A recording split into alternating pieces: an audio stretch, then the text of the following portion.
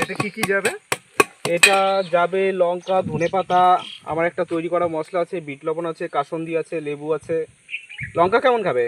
লঙ্কা মোটামুটি মোটামুটি এখানে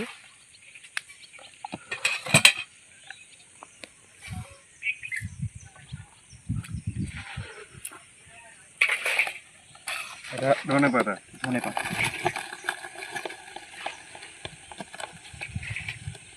মানে মোটামুটি তোমার কাছে বেশ রিজনেবল দামেই পাওয়া যাচ্ছে। তুমি এটা আসতে গেলে বারাসাত দিয়ে আসতে হবে, বারাসাতের নীলগঞ্জ হয়ে আপনি বারাসাত, ব্যারাকপুর যে কোনো লোকেশন আসেন না কোনো, আচ্ছা আপনি ব্যাঙ্কবোর, নীলগঞ্জ ব্যাঙ্কবোর, সাহেব বাগান, হ্যাঁ যেটা বলা agriculture research centre, development research centre আছে, হ্যাঁ ওখানে আসলে বাদিক থেকে যে রাস্তাটা চলে এসছে, আপনি যে কোনো কেউকে বললে, অটো টোটো যেটাই বলবে যে বর্তি বিলে যাব, হ্যাঁ আপনাকে সোজা নিয়ে আসবে। আর আর এই বর্তি বিলে বর্তি বিলে তুমি যে কোনো লোকেশনে আসো, হ্যাঁ এখানেই তোমাকে নিয়ে আসবে।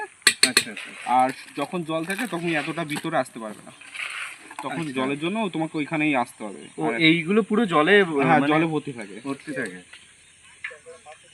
আচ্ছা ওইদিকে গ্রাম, এইদিকেও গ্রাম।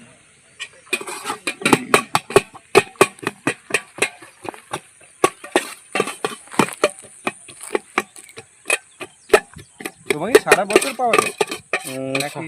সারা বয়স বলতে এই মাখাটা সারা বছর খায় না, আচ্ছা সারা বছর চলে না, চলে কিন্তু সেরকম ভাবে হয় না। তুমি কি অন্য কোনো ব্যবসা করো দিয়ে তখন? শীতকালে রোদের মধ্যে মাখা খেতে খুব ভালো লাগে। শীতকালে রোদের মধ্যে মাখা খেতে, যে কোনো মাখা আপনি খাবেন সেটাই খেতে ভালো লাগে। চেক করে রাখবে লবণটা কেমন হয়েছে। লবণ ঠিক আছে? তাহলে আমি তুলে দিলাম। হ্যাঁ, পেয়ারাটা তেমন একটা নাচে হ্যাঁ না ভালো হয়েছে। এইটা কোন সময়টা বেশি হয়? এখানে তুমি যখন ইচ্ছা তখনই, একমাত্র বর্ষার সময় যখন আসে সবাই নৌকো চড়তে আসে।